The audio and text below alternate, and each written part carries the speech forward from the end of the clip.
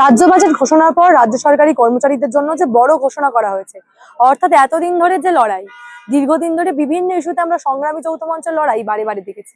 একেবারে সংগ্রামী যৌথ মঞ্চ ডিএ থেকে শুরু করে বিভিন্ন অস্থায়ী কর্মীদের বেতন বৃদ্ধি থেকে শুরু করে একাধিক ইস্যু নিয়ে দীর্ঘদিন আগের সরকারের আমলেও লড়াই করে গেছে, তবে কখনো তারা সেই লড়াইয়ের ফল পাননি। আজকে রীতিমতো চারিদিকে যে খুশির উৎসব, রীতিমতো সেই উৎসবে মেতে উঠলো সংগ্রামী যৌথ মঞ্চ। একেবারে মিষ্টিমুখ করতে দেখা গেল। আজকে বাজেট ঘোষণার পর তারা অত্যন্ত খুশি এবং বলছেন যে তাদের দীর্ঘদিনের যে লড়াই, এতদিন তারা সেই লড়াইয়ের ফল পেয়েছেন, এতদিন তারা সফল হয়েছেন। অর্থাৎ ডিএ বৃদ্ধির পাশাপাশি বিভিন্ন অস্থায়ী কর্মীদের কোথাও গিয়ে ভাতা দেওয়া বা বেতন বৃদ্ধি, যে ঘোষণাগুলো আজকে অর্থমন্ত্রী স্বপন দাশগুপ্ত করেছেন, তারপরে কিন্তু তারা অত্যন্ত খুশি। যদিও তারা মনে করছেন যে কয়েকটা বিষয় নিয়ে সরকারের সঙ্গে এখনো তাদের আলোচনার প্রয়োজনীয়তা রয়েছে, কিন্তু তার সত্ত্বেও যে আনন্দের রোল আমরা দেখতে পাচ্ছি সংগ্রামী যৌথ মঞ্চে, তা কোথাও গিয়ে বুঝিয়ে দিচ্ছে যে এবারের বাজেট মানুষের বাজেট। তার আগে সেই ছবি একবার দেখাবো।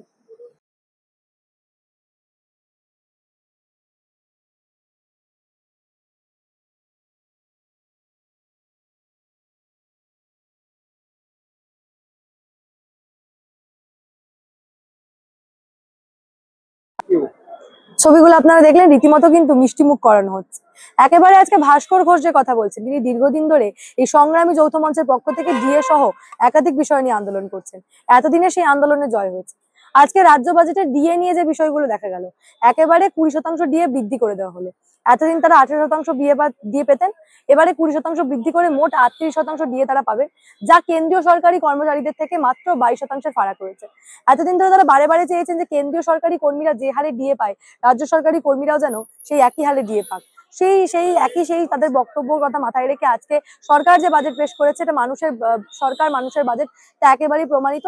এবং ঠিক এই বাজেট পেশের পর দেখা গেল যে কেন্দ্রীয় সরকারি কর্মীদের থেকে এখন কেবলমাত্র 22% ফারাক রয়েছে। অন্যদিকে অস্থায়ী কর্মীদেরকে, যদিও সমস্ত অস্থায়ী কর্মীদেরকে বেশি পরিমাণ টাকা বা ভাতা দেওয়া সম্ভব হয়নি, তবে বহু ক্ষেত্রে কিন্তু সেটা সম্ভব হয়েছে, রাজ্য সরকার ঘোষণা করেছে। ঠিক সেটা নিয়ে কি বলছেন ভাস্কর ঘোষ, তার বক্তব্য একবার শোনাবো।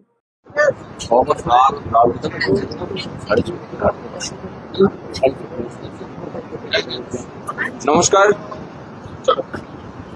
সংগ্রামী যৌথ মঞ্চের পক্ষ থেকে আজকের এই যে প্রেস কনফারেন্স, সেই প্রেস কনফারেন্সে সমস্ত সাংবাদিক বন্ধুদেরকে আমরা স্বাগত জানাচ্ছি।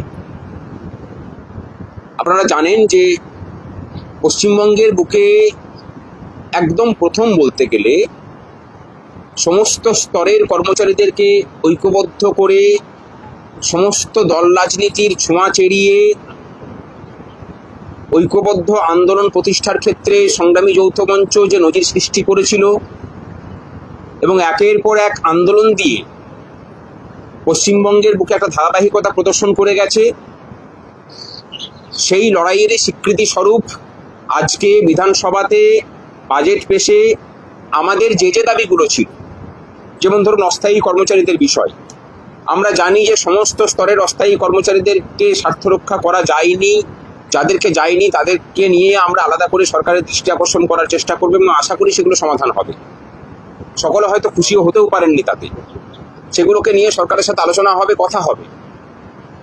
শূন্য পদে নিয়োগের যে বিষয়টা, আমরাই হয়তো প্রথম পশ্চিমবঙ্গের বুকে এইভাবে মানুষকে সচেতন করেছিলাম যে 6 লক্ষ শূন্য পদ আছে, সেখানে নিয়োগ না হলে পরে রাজ্যটা বৃদ্ধাশ্রম হয়ে পড়ছে। সেই জায়গা থেকে 50,000 নিয়োগের ঘোষণা হয়েছে। মুখ্যমন্ত্রী আমাদেরকে বলেও ছিলেন যে 50,000 স্থায়ী নিয়োগ করা হবে, স্থায়ী পদে, এবং সেই নিয়োগের ক্ষেত্রে কোনো রকম কোনো দুর্নীতি যাতে না ঘটে আমরা সেটা দেখব। কর্মচারীদের বকেয়া মহার্ঘ ভাতা 42% বকেয়া ছিল বর্তমান রূপার। যদি সেভাবে ধরতে যেতে হয় তাহলে 1/1/2016 থেকে এখনো পর্যন্ত, আর যদি অ্যাকচুয়াল এফেক্ট ধরেন তাহলে 1/1/2020 থেকে এই যে 6 বছর, এই 6 বছরে বহু লড়াই করার পরে বর্তমান ডিএর 18% আমরা আদায় করতে পেরেছিলাম। তারপরে লড়াই, বহু প্রতিহিংসা, সমস্ত কিছুকে অতিক্রম করে গিয়ে একটা নতুন সরকারের বদল, এবং একটা নতুন সরকারের আশা। সেই সরকারের যিনি মুখ্যমন্ত্রী হলেন, ঘটনাক্রমে তিনি বারবার আমাদের আন্দোলনের পাশে থেকেছেন, প্রায় প্রত্যেকটা আন্দোলনের পাশে থেকেছেন। যে কথা তিনি দিয়েছিলেন, আমরা সংগ্রামী যৌথ মঞ্চ ভোটের পূর্বে আমাদের দাবি দাওয়া নিয়ে প্রত্যেকটা রাজনৈতিক দলের কাছে গিয়েছিলাম যে আমাদের এই দাবি দাওয়া, সেগুলোকে পূর্ণ করার বিষয়ে আপনাদের দৃষ্টিভঙ্গি জানান। তার মধ্যে এখন যারা শাসক দলে আছেন তারা একাধিক বৈঠক করেছেন এবং বলেছেন যে আমরা আমাদের সংকল্পপত্রে আপনাদের স্থান দেওয়া শুধু নয়, আমাদের সমস্ত স্তরের মানুষজন ওপেন মিডিয়াতে কথা বলবেন, জনসভাতে বলবেন এবং আমরা ক্ষমতায় এলে আমরা আপনাদের দাবির পূর্ণতা দেব, শুধু সরকারটাকে বদলান। আমরা সর্বস্ব পণ করে একটা স্বৈরাচারী সরকারের পতন ঘটিয়েছি। আজকে প্রথম বাজেট পেশ, সেই বাজেটে বর্তমান বকেয়ার 20% দেওয়া হয়েছে। মুখ্যমন্ত্রী বলেছেন আজকে প্রেস কনফারেন্স করে যে বাকিটাও আমরা মিটিয়ে দেবো, আমাদেরকে সময় দিন, আমাদেরকে কোঅপারেট করুন।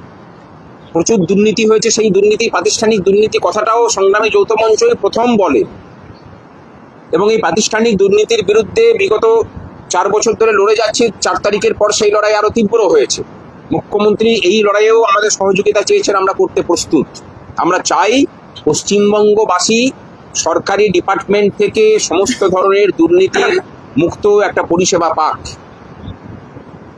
আমরা ভরসা রাখছি মুখ্যমন্ত্রীর প্রতি।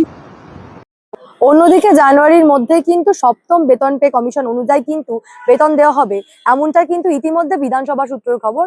আর এখন দেখার বিষয় কবে থেকে সেটা শুরু হয়। অন্যদিকে ডিএ যখন বৃদ্ধি হয়ে গেছে, তার পাশাপাশি অনেক অস্থায়ী কর্মীরা কিন্তু আপাতত এই গ্রিন পুলিশ থেকে শুরু করে সিভিক ভলেন্টিয়ার, তাদের 2000 টাকা বেতন বাড়ানো হলো সহ একাধিক ঘোষণা কিন্তু আজকে করে দেওয়া হয়েছে। তবে যাদের ঘোষণা আজকে করা হয়নি সেই নিয়ে এখনো কিন্তু কিছু কিছু মানুষের মনে প্রশ্ন রয়েছে।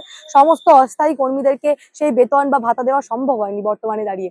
তবে সরকার সেই বিষয়ে আগামীতে ভাববে, সেই বার্তাই কিন্তু আজকে মুখ্যমন্ত্রী দিচ্ছে। এবং অন্যদিকে এই যে সংগ্রামী যৌথ মঞ্চের পক্ষ থেকে একই কথা বলা হচ্ছে যে এখনো বেশ কয়েকটা দাবি দেওয়া তাদের রয়েছে, তারা তাদের সরকারের কাছে, মানবিক সরকারের কাছে সেই আবেদন করবেন, সেই কথাও কিন্তু ভাস্কর ঘোষ বলছেন। ফলে একটা বিষয় পরিষ্কার, কয়েকটা আবেদন পূরণ হওয়া বাকি থাকলেও বেশ কয়েকটা আবেদন ইতিমধ্যে এবারের বাজেটে পূরণ হয়ে গেছে। এবং সত্যি করে বলতে গেলে এবারের বাজেট কিন্তু মানুষের বাজেট, পশ্চিমবঙ্গের মানুষের জন্য বাজেট তৈরি করা হয়েছে এবং প্রত্যেকটা মানুষের সুবিধা দেখেই কিন্তু এবারের বাজেট করা হয়েছে বলেই বিভিন্ন মহলে মনে করা হচ্ছে।